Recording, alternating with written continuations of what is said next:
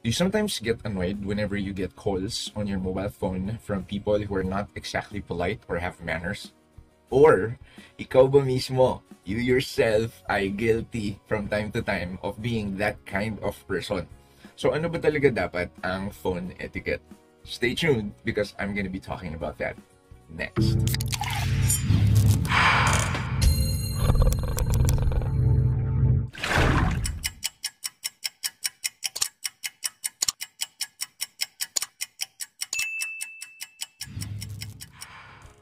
Welcome back, mga ka-VJ. I would like to welcome all of my loyal subscribers and those of you who are first-timers here in my YouTube channel. I hope you finish this entire vlog up to the very end. And should you like what you see, please click the subscribe button over there. These days, ang pagkakaroon ng mobile phone is no longer a luxury. It is actually a necessity for every one of us, regardless of your economic status or position. So you may be a CEO in an organization, or you can be selling vegetables or isda sa palengke. Chances are, or most definitely, meron kang hawak na cellphone, whether smartphone pa yan o hindi. Okay? And speaking of smartphone, I recall years back, specifically when I was in college, huwag natin pag-usapan yung taon, I had my first Nokia na cellphone na mataba siya, malaki, na when you look at it first glance, para siyang panggadgad ng yelo or remote control. Okay? Tapos mabigat siya, tapos yung SIM card niya malaki, okay? And there were just a handful of us who were able to actually send SMS to each other. Okay? Tapos, from then until now, mobile phones, especially smartphones, have come a long way. Okay? However, what's happening is, yun nga, nagiging parang extra appendage na natin yung cellphone natin. Okay? And it is apparently something that a lot of us cannot live without. Okay? So ngayon, pag-uusapan natin, ano ba yung nangyari dahil naging masyado tayong dependent sa mobile phone, and to a certain extent, may mga nakakalimutan tayo ng mga bagay that we have to observe. Kaya what am I talking about? That's exactly what's going to be the topic of this vlog. I'm going to be talking about mobile phone etiquette 101. So let's talk about them. Rule number 1, okay? Do not just call anybody on their mobile phone, okay? Unless it is absolutely necessary. And by absolutely necessary, I mean, kailangan ito ay isang sobrang urgent or very important na bagay, or it could possibly be a matter of life and death. Okay? So kung hindi naman siya any of those categories or criteria na sinabi ko just now, do not call right away. Okay? Especially kung first time mo palang tatawagan yung tao na yun, which would usually apply to, kunwari, I'm an agent or a seller, and then I may have a client. Okay? So, but in general, if you're going to be placing a call to someone, okay, as much as possible, iwasan ninyo yung tatawag kayo agad-agad. Okay? So I would suggest for you to actually use your messaging apps first. Okay? Mag-message muna kayo sa kanya, and maybe ask if you are okay to call, or sabihin mo sa kanya, may I call? Okay? Or are you free to talk? Okay? Tapos pag binigyan kanya ng go signal, then saka mo siya tawagan.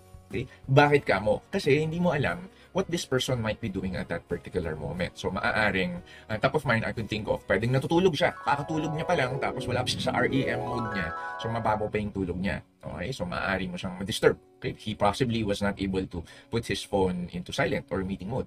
Okay? And then number 2, maaaring busy siya. Okay? It doesn't matter whether nasa trabaho ba yan, nagre-review, okay, or working out. Okay? He might be so into doing something that he might not want to be disturbed. Okay? And then thirdly, baka wala siya sa mood, makapag-usap, maaaring gusto niya munang mag-disconnect but did not necessarily want to turn off his mobile phone. Okay? So those are just some of the things that I can think of na possible reasons bakit dapat hindi mo sila tawagan agad. So again, make sure to just first message them on your messaging app and ask for permission. And grammar tip, do not say, can I call? Okay? You say, may I call? Okay? Bakit? Because you can always call someone anytime, but you may not at that particular moment. O rule number 2, o halimbawa, kung naghingi ka na ng permiso, tapos sumagot na siya, kunwari sinabi niya, for example, okay, call me in 15 minutes. And then after about 15 minutes, tumawag ka na sa kanya. Tapos, pwedeng may nangyari from now until 15 minutes, maaaring he was called into a meeting, okay, or basta something comes up. Okay, so, the rule is, do not call incessantly. Okay, ano ibig sabihin ng incessantly? Yung parang walang bukas kung makatawag ka. Wow. Okay, so, magpa-ring ka lang, ay, a good number of rings would be 5 to 6 rings. Okay, you might have heard of the 3-ring rule. Okay, baliktad yun. Pag ikaw yung nagre-receive ng call, okay, ikaw yung expected na sumagot dapat ng within 3 rings. That's the standard in customer service. Okay, pero pag ikaw yung tumatawag, the premise there is ikaw yung may kailangan. So, you can actually double that number, okay, which is 3 times 2. So, up to 6 rings pwede. Ngayon, kapag dumating na yung 6th ring, tapos hindi pa rin siya sumasagot, okay, there are, I think, some providers or carriers that will automatically redirect you to a voicemail. When you get the voicemail prompt, naku, huwag kang magpanik. Diyos ko, mga Pilipino, tot mag-iwan ng message or voice message. So, leave a short and sweet voice message, what your message is about, and maybe leave your phone number, okay, and give something that would make him or her interested to call you back. Ngayon, kung wala namang voice message, you can just leave an SMS.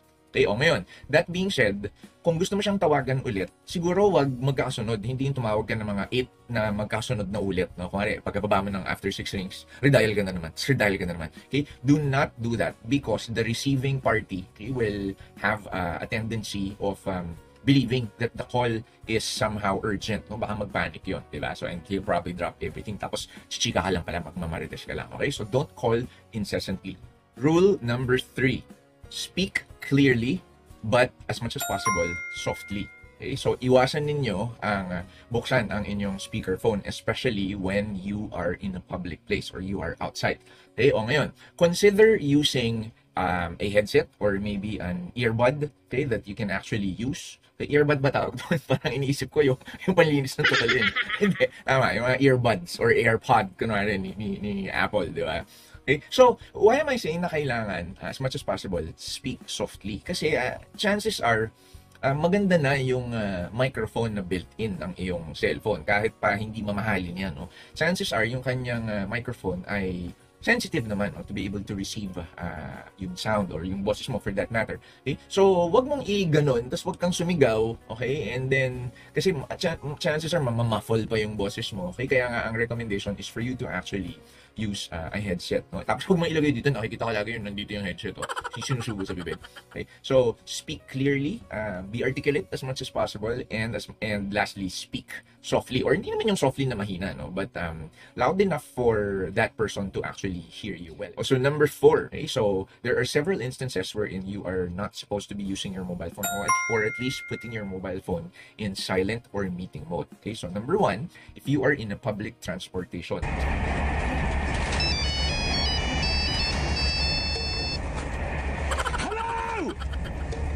What? No, I'm on a train! As much as possible, iwasan ang pag-make or take ng call. Naku, kung napunta kayo ng Japan, okay, that is something that everybody there would follow. Why? Because it is very polite for you to actually not subject the other people, yung mga seatmates mo, into being able to listen in your conversation with that person on the other line na wala silang choice. Okay, so form yun of respect. So kung nasakay ka sa LRT, MRT, sa bus, sa jeep, okay? And siguro idadagdag ko doon, hindi lang siya a sign of politeness, also for sign of safety. Kasi nga alam naman natin, we're not exactly 100% safe sa mga kalsada in terms of mga magnanakaw, mga snatchers. So if you want to protect your hard-earned money for your cellphone, okay, iwasan din yung ilabas ang mga cellphones ninyo sa public transportation. So saan pa aside from public transport? Places that are generally supposed to be kept quiet, okay, or be quiet. So ano yung mga yon? Library. Pupunta ba sa library? Museum. Ganun. May nagpupunta rin ba ulit sa mga museum? Ano pa? Places of worship. Okay? So simbahan, mosque, ano pa? Nako, may gusto pa ako idagdag. Pangatlong area na dapat huwag kayong mag-take or make ng call. Okay? Sinihan, movie houses. Okay? So, iwasan ninyo yon kasi di ba pet peeve ng maraming tao yung nasa kalagitnaan ka ng movie tapos biglang may nag-ring na malakas tapos worse, sasagutin pa yung call. Okay? So, iwasan yung mga yon. Okay? Where else? Okay? Never take a call or make a call if you are at school. Okay? Okay, merong lecture, assuming pinapayagan yung may mobile phones kayo during class. Kasi when I was teaching, hindi talaga ako nag-aalaw ng gadgets. Okay? So, kung allowed kayo na meron kayong gadgets at school, do not use your mobile phones. Okay? Even just to text. Sabi ko nga, going back to rule number 1, unless it's absolutely necessary, hindi mo kailangan gamitin yung phone mo at that particular time. Okay? Saan pa? If you're at work, you're in a meeting, okay, do not take any calls kung nasa meeting kayo. Now, if it's absolutely necessary for you to take that call, kunwari yun nga, emergency or urgent, halimbawa may hospital or may hinihintay ka kasi yung asawa mo nasa ospital kasi 10 cm dilated na siya, kunin ako pumasok ko sa opisina tapos yung misis mo nagle-labor, ungas. So ayun, yung mga ganung bagay, you excuse yourself, you tell them, I'm sorry, I have to take this call, and then lumabas ka really quickly, take the call, and then come back right away. Number 5, when people can actually hear your conversations, wala talaga silang choice kundi madidinig ka nila. Okay? Remember 2 things. Okay? So, number 1, iwasan gumamit ng mga curse words or anything that might make other people uncomfortable. Okay? And second, iwasan ng pagiging marites. Yan. So, do not gossip or talk about or divulge anything confidential or controversial to that other person you're talking to kasi nga may nakakarinig na ibang tao. So, that is, again, going back to yung example ko kanina na huwag mong gamitin yung telepono mo in a public transport just like in Japan. Okay? It is a form of respect. Number 6, okay? Your mobile phone should not be placed on the table when you're at the restaurant or maybe in a coffee shop tapos meron kayong meeting or reunion or whatsoever. Remember that only things that are edible or that are used for eating should be placed on top of the table. So, unless kakainin mo yung cellphone mo or didila-dilaan mo siya, hindi mo siya dapat inilalagay sa table.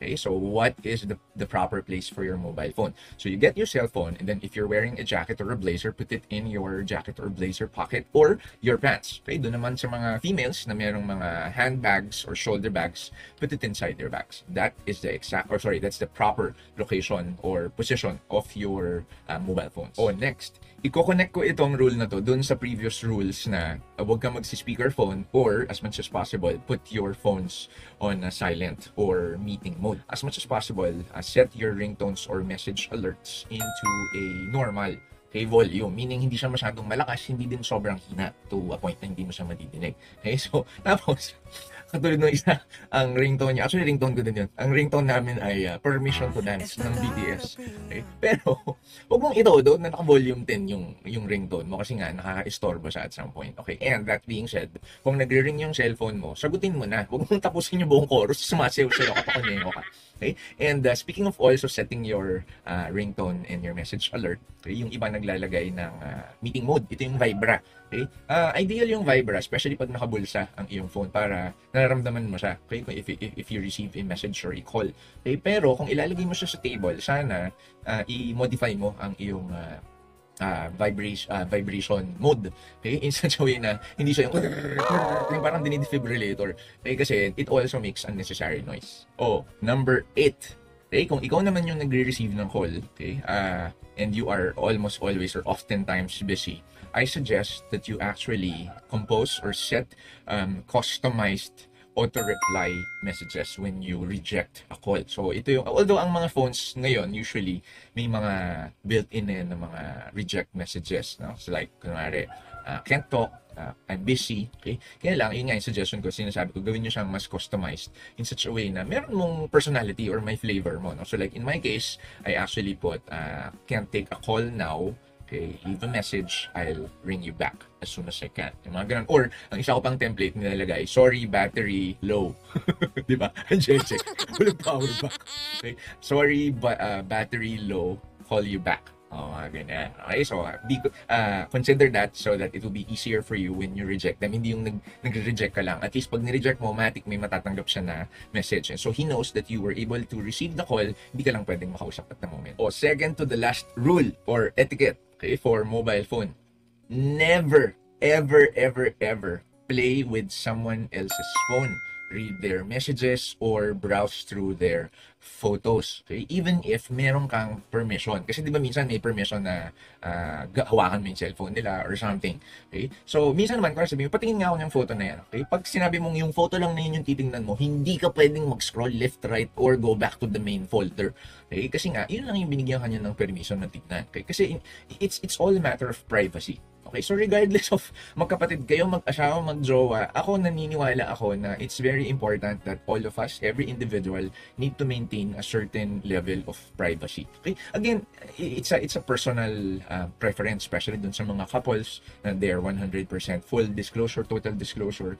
Okay, pero again, that's your call, no? But generally, yun nga, kapag hindi sa'yo ang mobile phone na naglalaman ng mga messages, ng photos, or any other potentially sensitive or private stuff, wag mo siyang pakialaman. Meron kang sariling phone, yun yung hawakan mo. Okay? And now for the most important rule or tip. It is not really an etiquette, but really a very logical thing that you should remember about mobile or phone use. Okay? Never, ever text or call and drive. Okay, so if you are the driver, do not make a call or read or make a text. No? If you must make a text, okay, you should pull over. Okay, tapos saka mo gawin yung message and then saka ka ulit mag-drive. Now, kung ikaw yung tipo ng taong sobrang busy, okay, invest in a good quality headset, okay, or maybe your car may be equipped with yung Bluetooth na naririnig mo siyang nagsasalita sa buong kotse. Pero sana wag lang yun, no? Kung may mga kasama kang mga nagka-carpool, tapos asawa mo yung or jowa mo yung kausap mo, tapos may pag-uusapan kayo bigla na sensitive, diba? Which brings me back to yung nauna kanina na rule. Okay? So, hindi pa rin advisable yung nakikipag-usap ka kahit naka-headset while you're driving. Kasi nga, nadi-divide ang iyong attention. And if you are a driver, a defensive driver for that matter, that's the cardinal rule in defensive driving. Kailangan mo ng 100% ng utmost focus on the road when you are driving. So, pinakahuli ulit, uulitin ko lang, okay, makalimutan na ninyo yung siyam na iba kong sinabi about phone etiquette 101, but never this last one. Never text or call and drive. And that, ladies and gentlemen, are the 10 short tips or rules for my phone etiquette 101. I hope you learned a thing or two from this vlog. And if you haven't yet, please click the subscribe button and that bell so that you'll be notified of my new and upcoming vlogs. So from here in 𝗟𝗏𝗿𝗲, I wish that all of you are safe, healthy, fully vaccinated, happy, loved, and well connected with your loved ones. I will see you guys in my future vlogs. This is VJ Bentong. If you like this video, please click like, share it on your social media, and if you haven't yet, click subscribe and that bell.